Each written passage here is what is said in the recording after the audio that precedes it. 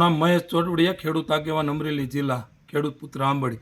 ખાતરની વાત કરીએ તો અમારો અમરેલી જિલ્લો સંપૂર્ણ ખેતી આધારિત જિલ્લો છે. ત્યારે આ વર્ષે સારા એવા વરસાદો થયા. ખરીફ સિઝનમાં ખેડૂતોએ મગફળી, કપાસ, તુવેર, ડુંગળી વગેરે પુષ્કળ પ્રમાણમાં વાવેતર કરી દીધેલ છે. સારી એવી વરાપ મળી છે.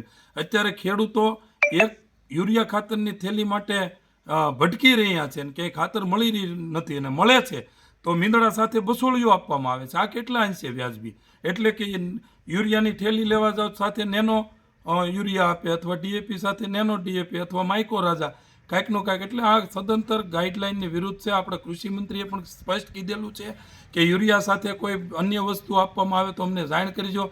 અને ખાસ બીજી વાત એ છે કે મોટા લીલિયા ખાતે રેક પોઈન્ટ હતો. પહેલાં ખાતર ઉતારવા માટે પૂરતી વ્યવસ્થા હતી, કંપનીઓ ત્યાં ઉતારતી, પરંતુ એવી રેક પોઈન્ટ અપૂરતી વ્યવસ્થાને કારણે બંધ કરી દીધેલ છે.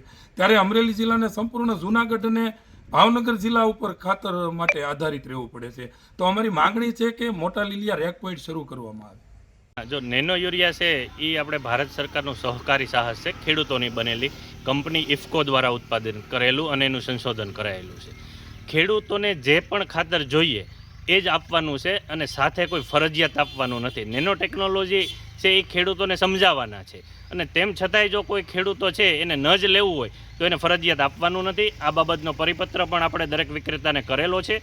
અને તેમ છતાંય જો કોઈ પણ વિક્રેતા છે એ કોઈ પણ ખાતર સાથે ફરજિયાત નેનો અથવા બીજા કોઈ પણ ખાતરો જો ફરજિયાત આપતા હશે એવું માલમ પડશે તો એની સામે સખતમાં સખત છે કાયદાકીય કાર્યવાહી કરવામાં આવશે.